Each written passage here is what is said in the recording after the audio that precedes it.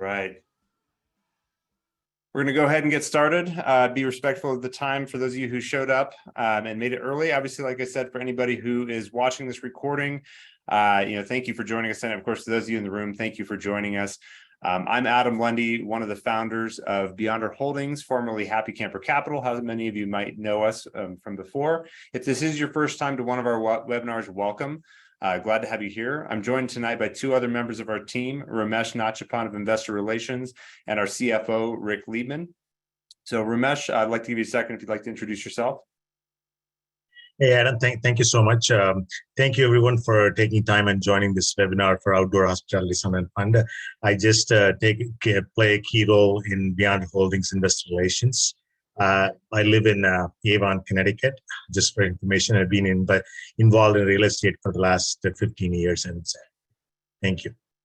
Perfect. Thank you, Ramesh. Rick, do you mind introducing yourself? No, hi, I'm Rick Liebman, been the CFO for about a year now.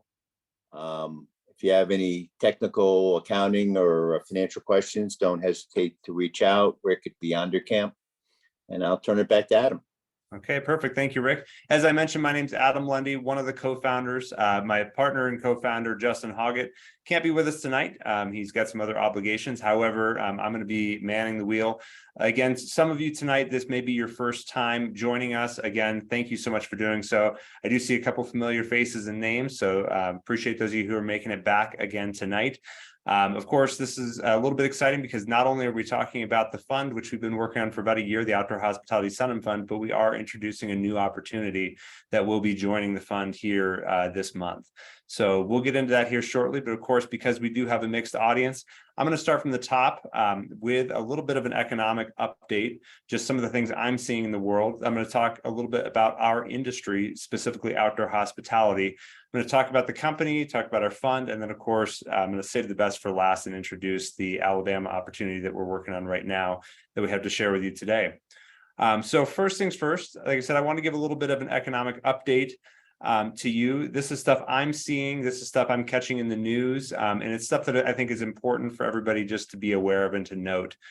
Just this week, Goldman Sachs released an update. Their confidence in a recession happening has actually gone down. So that's good news for us. They are seeing that, perhaps even though the Fed has been raising interest rates at rates that maybe we don't all agree with, it might be creating that soft landing that they were hoping for. So, that was some great news that I saw the other day, that we are not necessarily expecting that to happen. If Goldman Sachs is saying that, I'll trust that for the time being. Inflation is down. It's still above normal. So our dollar is weakening.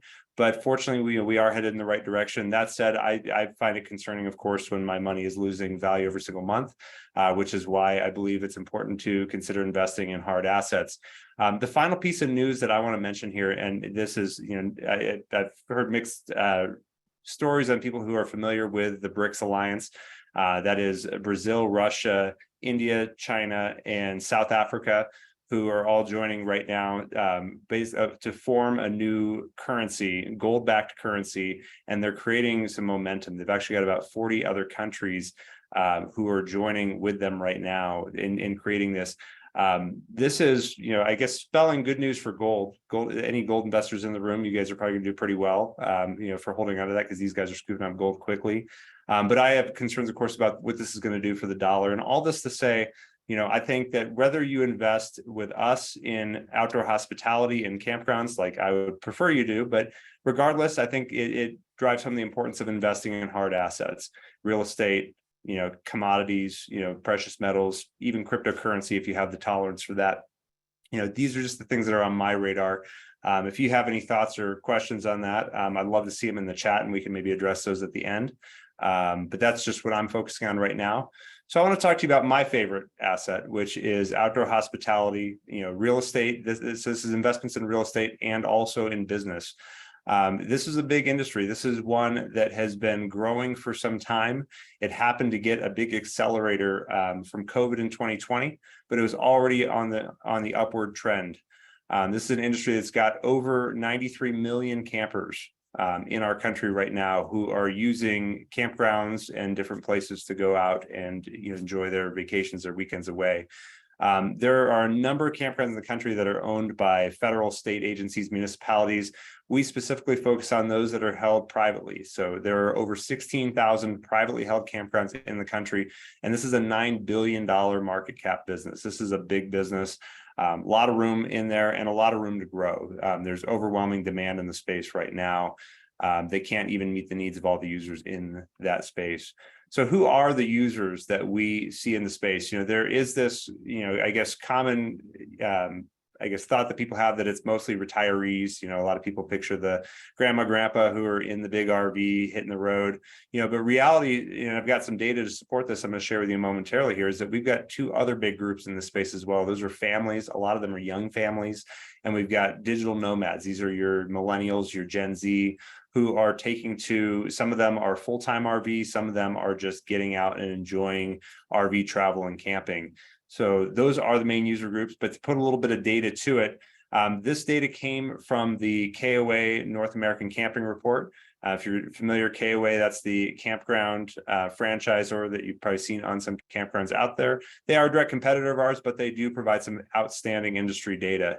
One of my favorites is that top that's showing just the annual active camping households. So again, of course, I showed 93 million active campers. Of course, when we break that down to households, that number gets a little smaller because we have more than one person per household many times. But this is just to show this is not a fluke. This is not something that just sprung up because people couldn't travel internationally and wanted to get away from lockdowns in 2020. This is an industry that has been on a it's been generally climbing year over year for at least the past 10 years.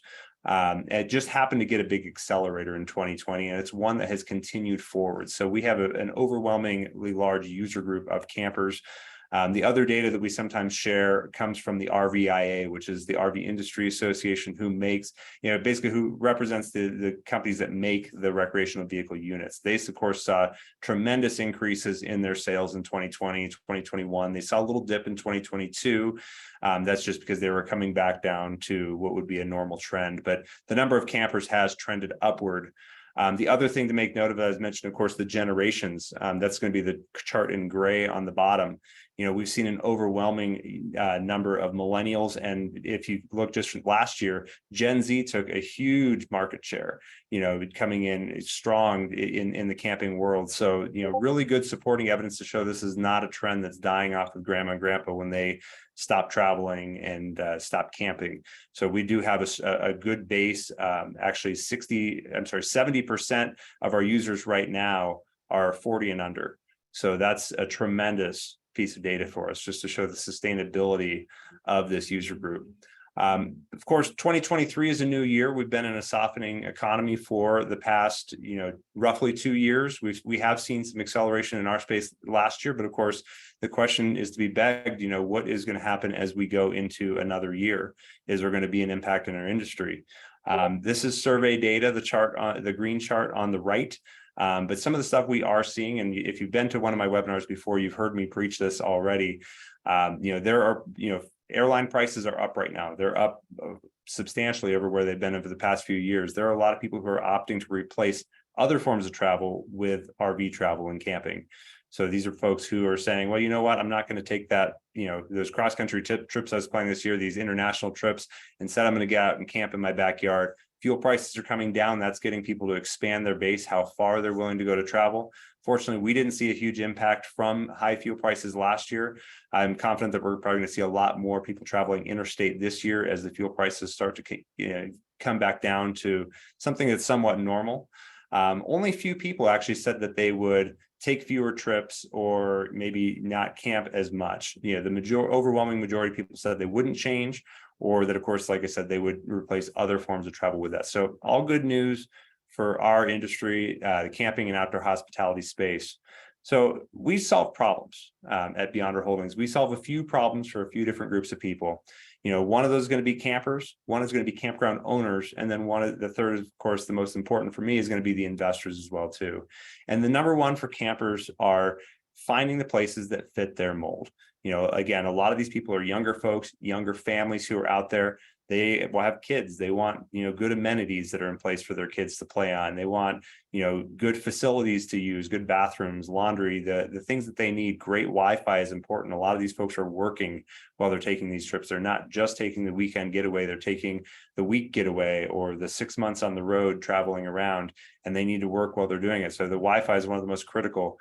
Online bookings, that's something that this is an industry that's still primarily mom and pop, which is really beneficial for us on the upside potential. We've seen this in other spaces like self-storage, mobile home, as they converted to more institutionalized.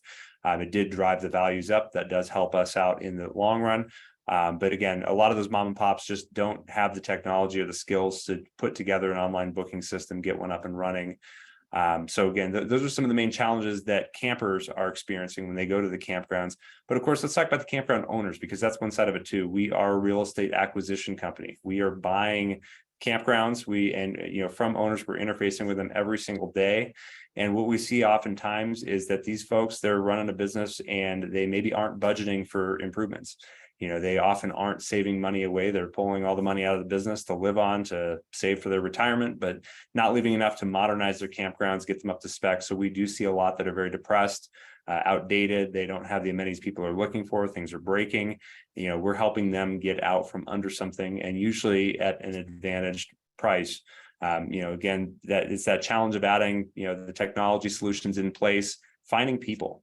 Staffing is an incredible challenge. It's something that, we've certainly aren't immune to, but we fortunately have the benefit of hiring for multiple campgrounds. So we have a very large HR operation that is usually a little more expansive than most mom and pop campgrounds can handle. And then finally, these guys they're pooped. They're exhausted. They are working their butts off. I've talked to mom and pops who are working 70, 80-hour weeks. They're doing all the jobs. I joke that when we go in and buy a campground, we got to hire 5 people to replace those 2 elderly people, and that's no joke going into this, that they're exhausted, they're tired, they're ready to get out. And that's where we come in to help them make that next transition. Of course, the final person we're looking to help is the investor. And the investor right now that we're experiencing, the most common thing we're seeing is they're fearful about what's happening in the economy. We're hoping that we can do our best to address those concerns and, show what we believe is a stable growth in this business. At the very least, a great place for capital preservation. Other assets right now are having capital calls. They are, going backwards. Some of them are unraveling. We don't have any signs that that's happening anytime soon. In fact, we're taking some pretty substantial steps to insulate ourselves against any further softening in the economy, and really to make sure that we're growing and booming out of this. So, I'm happy to share more detail about that on another occasion, but that's something that we're working on today. We're just kind of trying to go 30,000-foot view, bring it a little bit closer to look at some opportunities and get moving forward. So a little bit about us, about Beyonder Holdings and what we are and what we do. As I mentioned, of course, we interface first with you, the investors. We interface with the campground owners second. We purchase campgrounds, we manage the properties, we create a passive, hands-off experience for you, the investor. We're presently owners of 5 properties, but we actually manage a 6th property that is in our under our management brand Beyonder Camp right now. Our owned locations are in Iowa, Missouri, Louisiana, Indiana. So those are the ones we own. Of course, we have a new one that we're going to be adding here this month in Alabama, which we're going to share with you today. We've got an acquisitions team. Unfortunately, our acquisitions guys are both on the road today.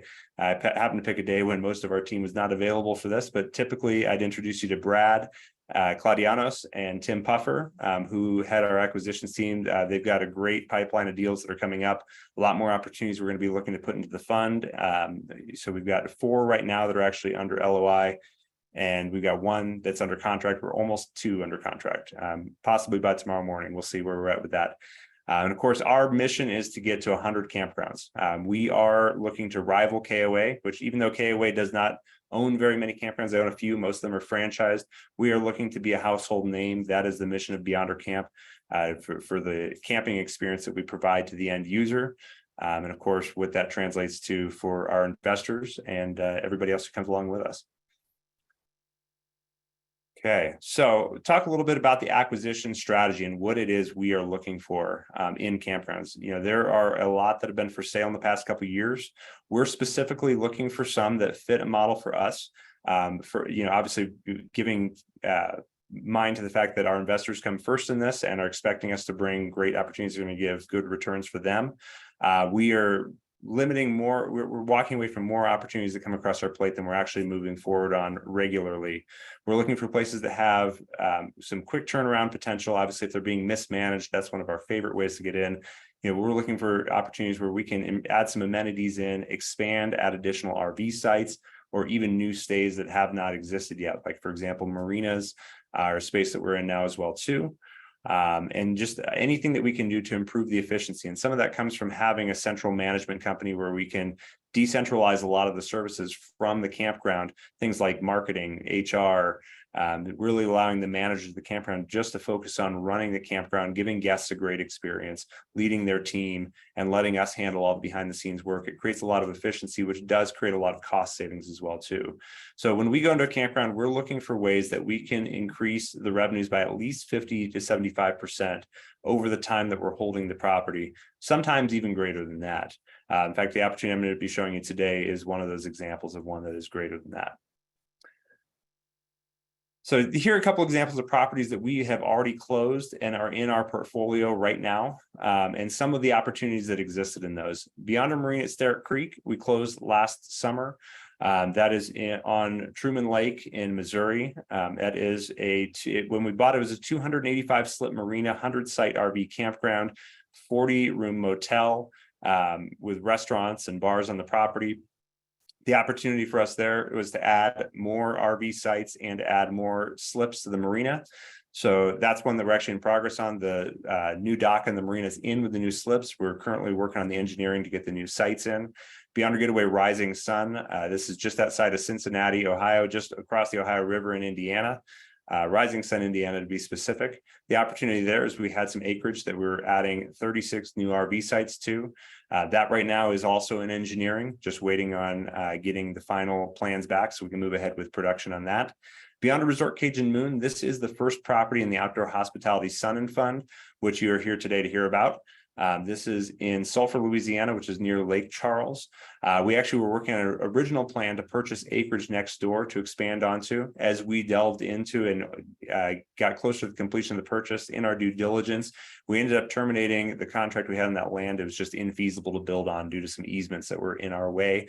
But we are actually currently working on acquiring the neighboring property to it. It's actually the only main competition in that town. So that's going to be our strategy in that case there to help us grow and control that market, owning two of the top campgrounds in the area. So we'll have more on that one coming soon.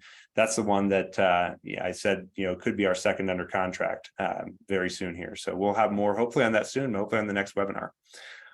So some of the things that we are looking to do after we purchase a property, because obviously just closing the property is only the beginning, is work on getting the profit up. So obviously driving the revenue up, adding ancillary revenue streams in place, optimizing the revenue for the campground. For example, that's adding the online reservations, setting up what we call yield management pricing. So it actually changes the pricing for the sites on demand and based upon occupancy, getting staff training in place, putting our technology solutions in place that help run not only the reservations, but also things like the electric meters. We'll talk more about EVs and smart meters here later. Doing regular financial overviews. Most mom and pops have been able to accidentally succeed in this business, especially in the past few years. It's been hard to go wrong, but they haven't had maybe their finger on the pulse on their budgets and where things are going. That's something that Rick does regularly, both himself and then with our campground managers to make sure we're on track. And then, of course, putting our Beyond Our branding in place. Like I mentioned, of course, we're building a brand. We're looking to build a reputation and a network of campgrounds nationwide that people will want to visit and want to come bring their families to. So expansion, of course, I mentioned, is one of our biggest and easiest opportunities to really grow the revenue in a campground that's already performing in a market. Of course, some of this comes from doing good market research, understanding what our competition landscape is, understanding what the demand of that market is, This one that we're showing you today has immense demand for new RV sites. We're going to talk about that, but also adding some other types of stays that might not have been there before. Glamping, which is really cool, tents or cabins, different unique stays that people can stay in and people are willing to spend a lot of money for. Installing marinas and docks if we're on a body of water and there's a demand for boat use on that property. Improving, this is going to be going in and just taking a campground that, again, is maybe tired, mom and pop owned, it's gotten behind, people stopped coming because it just wasn't pretty anymore, going in and giving it some new curb appeal, putting some new infrastructure in place. Sometimes that's adding new electrical, new sewer, different things like that. Sometimes it's just getting the marketing and the positioning right, making sure that people can find it. Mom and pops were listing in Good Sam for years. If any of your campers, you might know Good Sam. Good Sam is a directory of campgrounds. They used to release like a phone book size book every single year, and people would have that in their RV. That's the only way they found campgrounds. And some of these mom and pops, that's all they do anymore. They only advertise in Good Sam. So us just getting some, keyword searches going online, social media marketing, different using technology solutions, geofencing. There's a lot we can do to help bring more people into the campgrounds. And we've really harnessed that here recently and seen really good success from that in our existing properties. And then, of course, updating the amenities, giving people things they want to come to, not only excited to come back and repeat their stay over and over again, but also bring their friends, refer people, extend their stays, not just do a weekend, but do a whole week. We're looking to create the destinations, the places that people want to go actually take a vacation and spend time at. So, that can come from adding different games, pools, water seems to be the biggest attractor. We did a survey of all of our campers a couple months back, and overwhelmingly any type of water was their main thing, be that swimming pools, lazy rivers, being on a lake on the property, being along a river, whatever the case was, they just want to be near water. And then, of course, restaurants and bars are a great revenue stream for us. We've got some form of food service and liquor service on every one of our properties right now to varying degrees, whether that be packaged beer or actual drink service on site. It just depends on the property and what the demand in that market is. And then, of course, the operations, like I said, that's the really the key to it all is making sure that we're running this efficiently, that we're capturing the market we can, that we're getting the services that we need to, of course, get the reports for the investors, for you, of course, making sure that we're on top of things, staying in front of any trends in the business before they become a big issue. And then, of course, really backing up the campground staff by giving them good marketing, good exposure. So all they have to do is, walk up and knock it out of the park every single week with the guests as they come in. So the things we're looking at as we continue growing the business is buying what we call cash flowing acquisitions. These are the properties like we've brought you up to now, the property we're bringing you today. We're working into the next phase, which is greenfield development. This is where we're actually building campgrounds from the ground up. We're actually working on some partnerships right now that we'll be bringing, probably not in this fund because they don't fit the model of our current fund, but definitely in the next. We'll have some room for new developments. It's going to be a completely different strategy, completely different outcomes. So we'll have more about that as those conversations develop. And then, of course, strategic partnerships, just ways that we can work with other groups to bring things ahead. We have a partnership formed right now with a large campground broker who is helping us get in front of more opportunities. We have opportunities for managing other campgrounds and getting in front of opportunities that will become acquisitions in the future. Potentially at preferable prices. I can't say too much about that now, but we have one that is going to be a near opportunity, likely in the next 6 months, that came in as a management opportunity for us. So we'll have more about that here soon too, but these are the things we're focusing on to grow the company.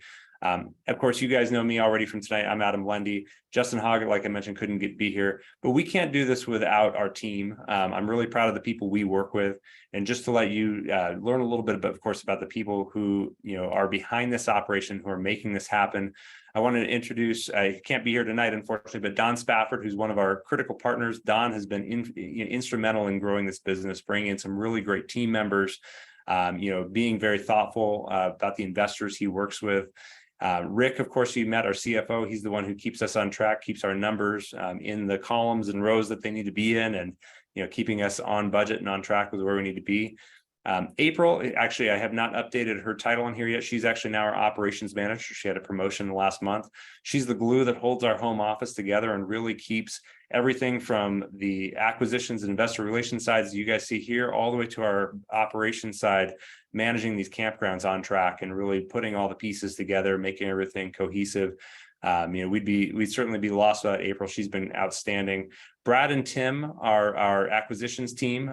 Brad is our acquisitions lead, who is mostly responsible for reaching out to these mom and pop campground owners we spoke about. Tim is our analyst. Tim is the newest addition to the team, who's definitely helped shoulder a lot of the load that Brad has been doing with the underwriting, the due diligence on the properties. He's got a great background, keen eye for numbers.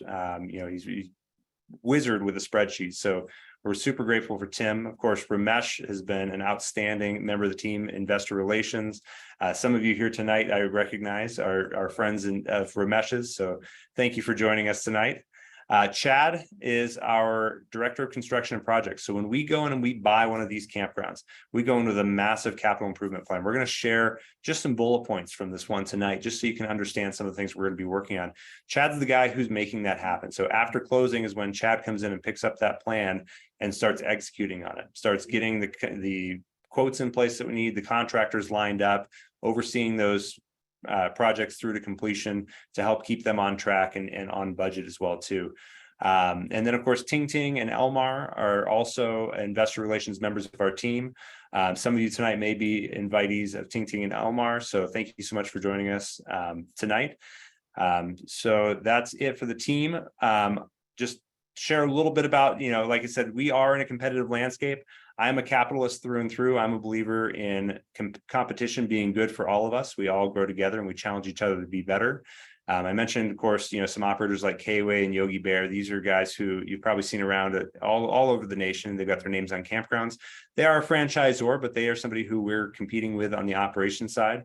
The remaining four, these are all guys who are working in our space. I'm not going to hide the fact that there are other people doing exactly what we do. I like to think that we have a slightly different angle and a slightly better mousetrap. But these are some of the groups that we're working against in this space here. So Sun Outdoors, I should say working alongside, really, because like I mentioned, we all make each other a little better in this.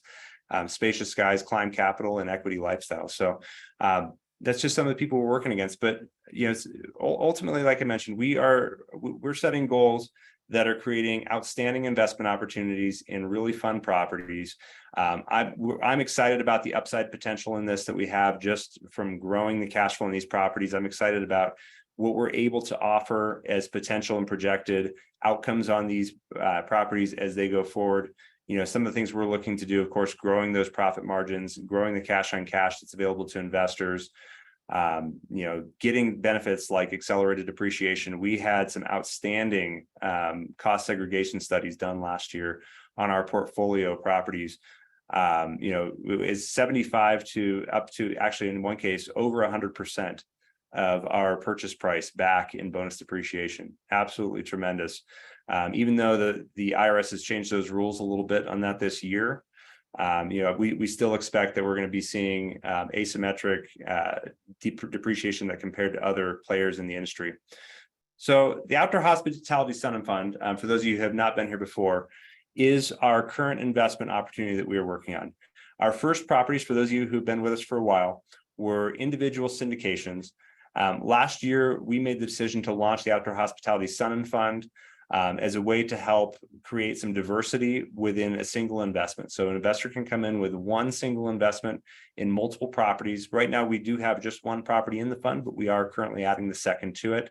It creates a little bit of risk mitigation. It also creates some added benefit, just again, in being in those multiple markets, multiple properties. So I'm going to share a little bit about the fund, what the goals of it are, what its horizon looks like, because it is nearing its end.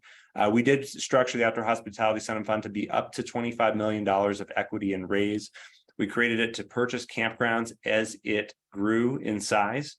We were able to purchase Beyonder Resort Cajun Moon last December into the fund. We are currently working on getting this next one in Alabama, which I'm going to be sharing here shortly. The intent, of course, is to leverage that equity along with bank debt to purchase potentially, of course, up to $80 million worth of RV destinations and marinas if the fund reaches its maximum of $25 million. The first property, of course, as I mentioned, is Beyond a Resort Cajun Moon. This is the one in Louisiana I discussed. As purchased, 134 RV sites, 35 unit motel, 2 swimming pools and a lake on the property. This is a really neat property that came to us already in a great condition. If we were grading this property like you would other real estate assets, this is what we call an A- property. You know, really good condition. It has a lot of the base amenities and infrastructure that people would expect, but it has some really good meat left on the bone for us. You know, it had a large community room that was only being rented out when people wanted to use it, that we're currently working on converting into a bar. It happens to be right by the adult pool. They have an adult and a kids pool on the property. As I mentioned, of course, we were looking at purchasing the acreage where the trees are down to the south. We are currently eyeballing the acreage that is right along the road. You can see some grass in the picture. I don't know if my mouse pointer shows up, but I'm circling it if it does. There's a little bit of grass right in front of some RV sites. There's about 3.5 acres over there, so not a lot, but enough to where we could potentially, if it's feasible, add another about 25 to 30 RV sites in that area. And of course, we are looking at buying its only competition in the area right now as well too. So that's fund asset number 1. The new opportunity today that I'm excited to share with you guys. This is one that is just outside of Huntsville, Alabama. I'm going to play the drone video from the property. This was put together by the owner of the property, so it's not our normal drone footage that we get, but I'll walk you through the property and kind of talk to you about it. This is just outside of Huntsville, Alabama, right along the Tennessee River. There's a lake called Lake Wheeler that connects to the river. This happens to be right on the lake. Really beautiful piece of property. I had the benefit of going out there last month. And in fact, I'm going to go on and be on site when we take over and open the property which is on August 24th. Really neat place, really, sweet owners that have run the place. They're leaving for health reasons only. One of the owners has a critical health condition and is looking to not work anymore and move on. So that's their reason for selling this place, but it is a massive piece of land, 95 acres. Over a mile of lake frontage on the property, the way it's set up. Currently, it's 83 RV site. I'm sorry, 83 RV sites. There's 6 cabins on the property, but a ton of room to expand. Here's why I'm excited about this one with the expansion potential in this property. In a typical RV campground that sees transient populations like we do, they typically are busy about 2 days a week. Well, 2 out of 7 days is about 27%. So if you were full every single weekend, you'd be at 27% occupancy. These guys are a primarily transient campground, not only a few monthly campers, mostly nightly, weekly. They're currently running 75 to 80% occupancy in the summer months. Now they're open year round. In fact, they're only forced to be closed two weeks a year by the TVA, the Tennessee Valley Authority. They're otherwise open the other 50 weeks of the year. And their lowest occupancy is only ever 17%, and that's in January. These guys spend the majority of the year above 50% occupancy, which is unheard of in the transient campground space. That tells us that there is an overwhelming demand, and these guys are filling up every single weekend. It's pretty incredible. So our initial plan going into this, we don't have the exact site plan laid out, is going to be to add a phase 1 expansion of 100 RV sites, full hookup RV sites on the property, to add a swimming pool, which it doesn't currently have. We do think that's a critical amenity for the type of property that this is looking to have. The property does have an aerial ropes course and a zip line you can see here that the drone is going over and through. That's a very unique amenity. They've actually made a pretty good amount of revenue on the property. Really beautiful piece of property. There's actually already approval in place with the TVA to add 150 more sites to the property. We're ultimately going to be looking at, we have not done a feasibility study this far out yet. We're ultimately going to be looking at potentially adding 300 more RV sites to the property if the feasibility happens in a phase 2 expansion. So phase 1 will be a 100 site expansion. Phase 2 will potentially be an additional 200 sites beyond that. One of the big amenities, of course, is the lake, which is coming up over here. There's currently approval in place with the TVA to add 30 boat docks, which is not a lot, especially if you're comparing it to Sterrett Creek, which we showed you before, which is now 329 slips. But there's approval in place for 30 slips. We're going to be seeking, to build that dock potentially in phase 2. And then if that is successful, a phase 3 expansion would be to add up to 200 boat slips. There is big demand. Again, we have not done full feasibility on the larger expansions yet. This is just a really neat and unique property that we're working on here. Let me get ahead. I apologize, the video is taking over. There we go. All right. So again, as I mentioned, this will be part of the fund. So I'm going to talk some specifics on the property, and then I'm going to talk some numbers on the fund. We're going to be very general tonight. All of the details of the property are going to be up in the portal. If you don't already have portal access, you can head over to investors.beyondercamp.com. I'll give you the address on the screen at the end to get into the portal and see everything in there. But here are the high level numbers. We're going to be purchasing this property in Alabama for $2.975 million, so just shy of $3 million. We are projecting that the 5-year IRR with just the phase 1 expansion, that's all we've projected on this far as just the phase 1 expansion, will be a 34% IRR. The minimum investment to get into the fund is $100,000. One of the things we did as the economy began softening was we changed our buy criteria, that we weren't going to look at anything below a 1.4 DSCR. This property, and that's the debt service coverage ratio, just meaning how much net profit there is to cover the debt on the property. This one comes in at a 1.75. So this is a more secure property, just knowing that even if we saw a diminishment in business, we would still be able to cover the debt on the property. We are looking, of course, at over a 15% 5-year cash on cash average.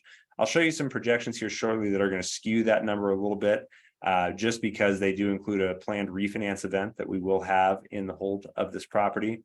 The overall project size with the phase 1 expansion we're looking to do is going to be an $8.6 million project. That's including the purchase and the phase 1 expansion, which we'll give a little bit more detail on here, and it's certainly detailed well in the portal. We're expecting this to be at least a 2.6 equity multiple. So meaning, of course, if someone came in with $100,000 investment, the total ROI at the end of the project, we would expect to be about $260,000. And then, of course, we are looking at a 5-year sale value of $13 million. That's based upon a 9% capitalization rate. Market cap rates are up slightly right now as interest rates are up in this current market. However, they were, and that's across every asset class, but they were compressing last year, and our asset was compressed down to about 8, 7, even 6% in some cases, depending on the quality of property. So we're being a little more conservative looking at this through a 9 cap. I think there's potential that this could even be compressed a little bit further than that, which of course will drive the value up even higher. The details for investing in the Outdoor Hospitality Sun and Fund are that the structure is an ownership of 65% to the fund investors, 35% to the general partners. We have 3 share classes in place on the fund. The minimum is, like I mentioned, is $100,000 investment. $100,000 is a Class C investment up to $249,000, and that gets an 8% preferred return. $250,000 to $499,000 is a Class B, which is a 9% preferred rate of return, and anything above $500,000 is a 10% Class A. There's a waterfall threshold in place at which time that ownership structure changes for everything above and beyond. If we achieve IRRs of 19, 20, 21% respectively for those share classes, anything above that will shift over to a 50-50.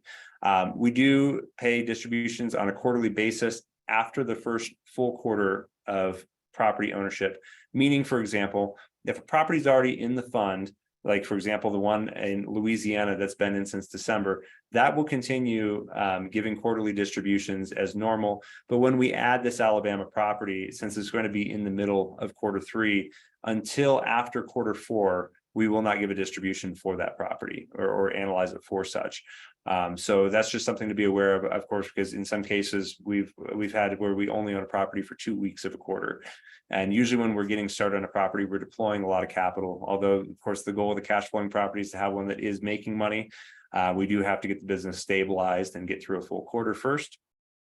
The way the fund is structured, we did have specific fees for the property that are not assessed at the fund level, meaning that we don't assess fees against your capital until we actually deploy it.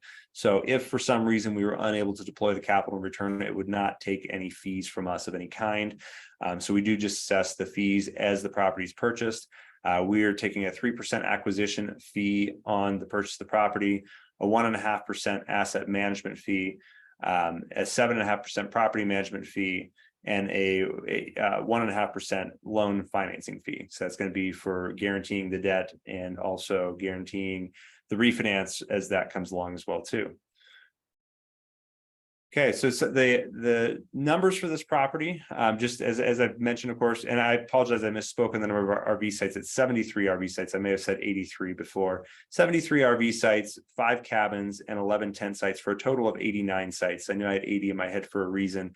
This would by itself normally fall below our minimum acquisition criteria, which is 100 sites. However, the reason we're looking at this one is for twofold. Number one, because we know we have to expand this one. And number two, this one is performing so well at its current size that it can stand on its own if need be. Again, those occupancy numbers are unreal for a property like this. This property already has some really neat amenities in place, but what really excites us is the potential on this. You're looking on that top left picture of an aerial view of which almost every bit of shoreline that you see in the picture is controlled by this property. So that's a really cool thing. We have the ability to add a lot more waterfront sites, a lot more waterfront activities, the marina. They've got the ropes course, as I mentioned, the zip line in place. The current owners put a horse stable in. They're running horse rides on the property. Unfortunately, those horse rides are not profitable. I don't know if any of you in the room own horses. I've been around them and I know a little bit about them, but I didn't realize how much they cost until I got into looking at the numbers on theirs, and it just doesn't make sense in this case here. So what we will be looking to do is it actually creates another opportunity for us because they built a really nice horse barn. Is we'll have the ability to take the horses that are on site, sell them, potentially stable them to somebody we sell them to on site, let them stable their horses there. However, if they take the horses off site, we have the ability to create equestrian sites, which are in high demand. There are a lot of folks who travel with their horses to going to different shows, rodeos, and events, and they're looking for places that they can put horses and camp. So as we expand and build new campsites by the horse barn, those would be great equestrian sites that we can put in. So that's one of the opportunities that comes from this as we move forward. Let me get into a little bit more detail on the property. Of course, this is just a great aerial view. You've seen some pictures just to see where the existing campground is. Some of the existing land actually goes to the other shoreline on the map that you can see on the south side of the picture, and also goes to the north, the shoreline along where you see that little guy kayaking out there. So just kind of a great picture to give you a view of what's in place and where we have room to expand. Really fun property, one that I'm excited to take my family to once we get it up and running here. Not a lot of competition in this landscape. This is also an opportunity for me to talk a little bit about Huntsville. If you're not familiar, Huntsville is a growing city, rapidly growing right now. A lot of businesses and industries heading that way, a lot of government defense contractors heading that way, and a lot of government employees getting moved out that way. Just on my visit, I ran into a few who are being relocated actually from Colorado out to Huntsville to work at United Launch Alliance, 3M, some of the big companies they have out in the area. A ton of home growth going in right now, and very few campgrounds in the area that are of similar style to this one here. And fortunately, we were able to find that even though these guys have such overwhelming occupancy, their rates are squarely right in the middle of the existing campgrounds. So of course, we aren't already leading the pack without room to raise our rates. As we improve the amenities on this property, as we, take ownership and start expanding, we will have room to go up in the rates and still be within the market. But of course, we do plan to ultimately be the market leader in the space. This lake that we're on, Lake Wheeler, is the more popular lake. You can see on that map, just a little to the west of us is Wilson Lake. Nice spot from what I understand, but from the locals, from what they've told me, Wheeler is the more popular. Just outside of Decatur. Decatur's, not the biggest town, but it is an industrial blue collar town. We do know from our experience that a lot of blue collar workers do love camping. They're one of our bigger bases of users in the camping space. So a lot of great insight in this market, just to show that, of course, we have a great amount of demand. Do you want to talk about what we're planning to do with the property, give a 5-year horizon? The fund is an 8-year term from start to finish that began last November. So we're almost 1 year into it. The plan, of course, to raise for 1 year, buy all the properties within the next year after that, hold all the properties for 5 years, and then spend a year liquidating them and winding up the fund. So this 5-year window is just for this Alabama property within that fund. Always begins with us just implementing our systems right away, getting our revenue increasers in place, adding different store inventory and food offerings to the camp store, improving or adding our online reservation system, getting our yield management set up, getting our marketing plan in place and running. We are going to be replacing what KOA had in place. So I don't expect that our marketing is going to make a drastic increase over what KOA was doing. However, we are planning a very large marketing budget to replace KOA. Specifically $50,000 in the first year, which is big, but it's what we're going to need to do to make sure that we are capturing the user base to not only replace KOA, but also to grow well beyond them when this property comes out of the KOA family and becomes a Beyonder property at closing.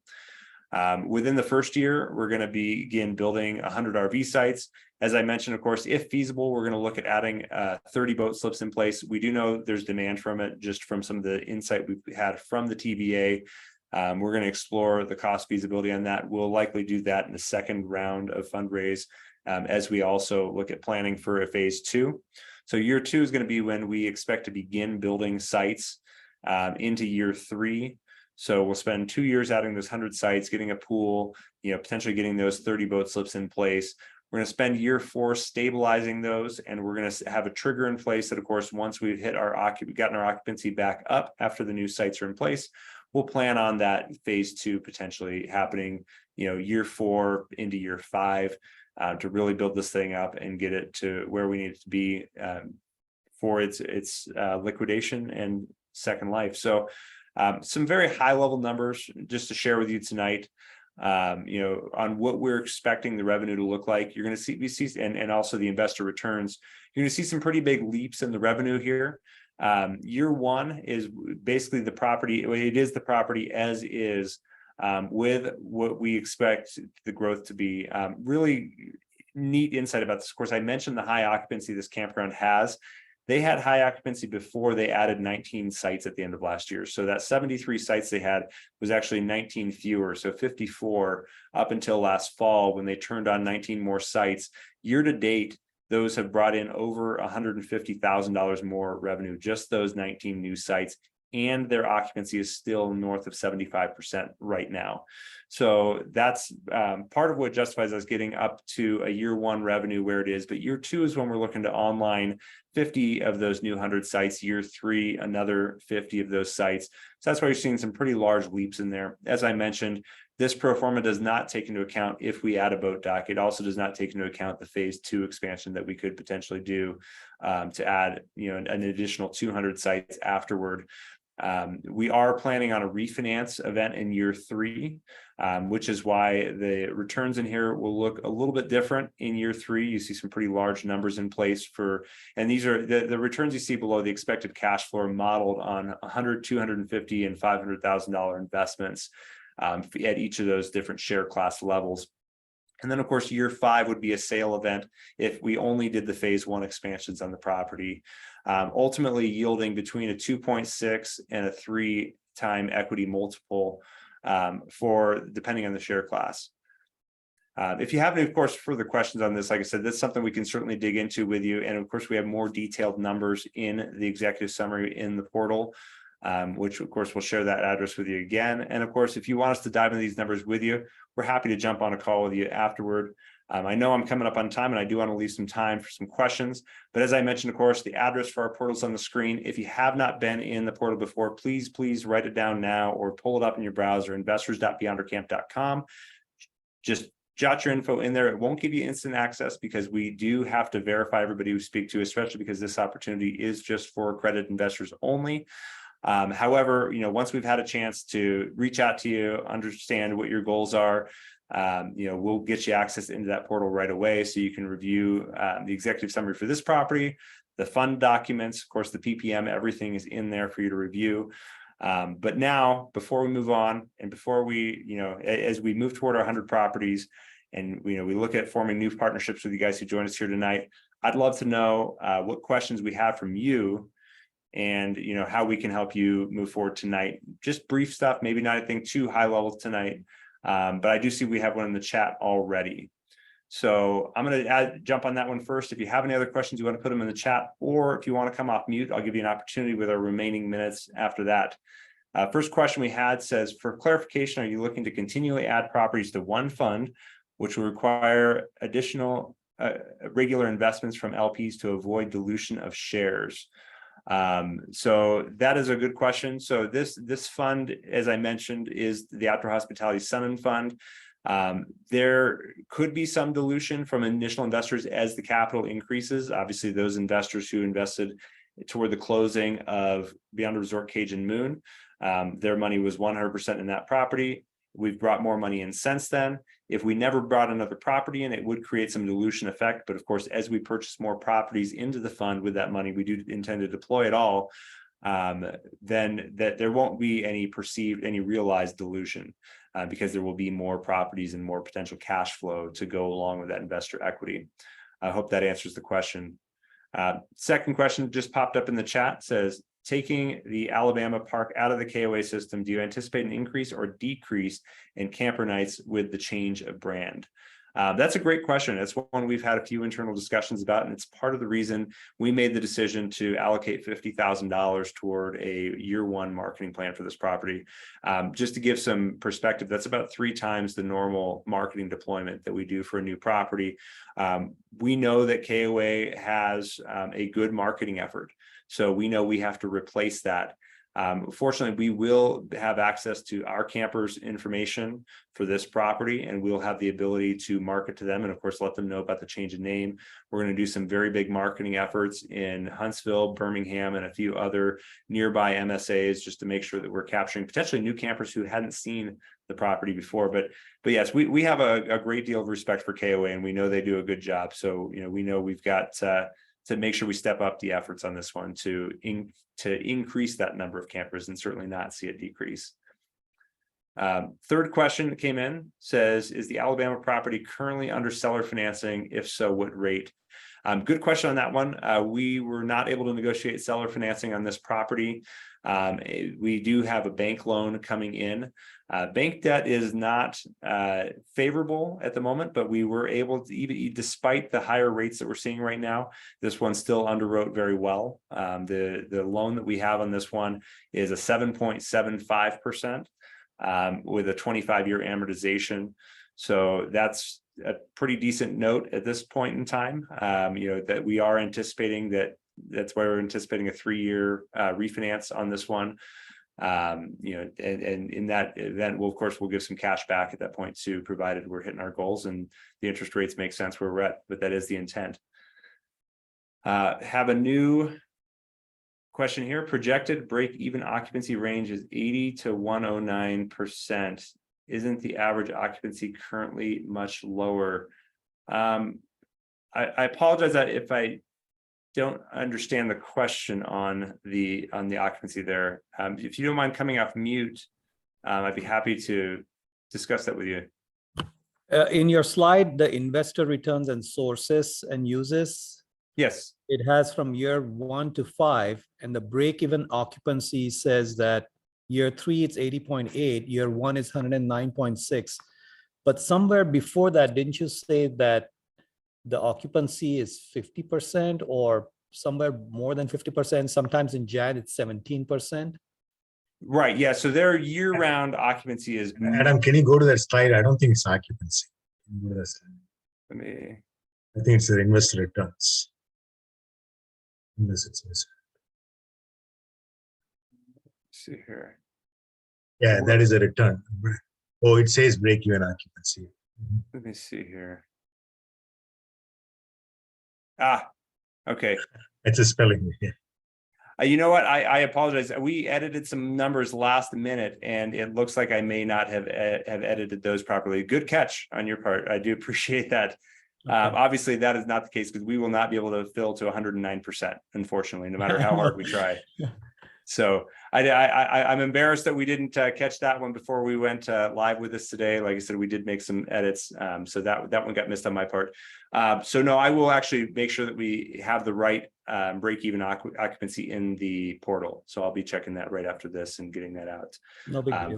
But no, the break even occupancy would be well below 80%. They are currently running, like I said, north of 75% and very profitable at that. So perfect. Any final questions anybody wants to come off of mute on? We got 2 more minutes. I can probably take one more, maybe 2 more questions. One quick one, are non-campers allowed on the site for picnicking reasons with a fee? If not, would that be an additional source of revenue? Yes, day passes are absolutely a source of revenue. The current owners are making north of 40,000 a year with day passes, and they just raised that was on last year's numbers, and they just raised their rate at the start of this season from $5 to $7 per user on the day passes. So that's a tremendous source of income for people who want to come out and use the amenities. And as we add more amenities to the property, we'll be able to justify an even higher rate on that. Thanks. Absolutely. Perfect. Maybe time for one more question if we have it. If not, we'll wrap things up.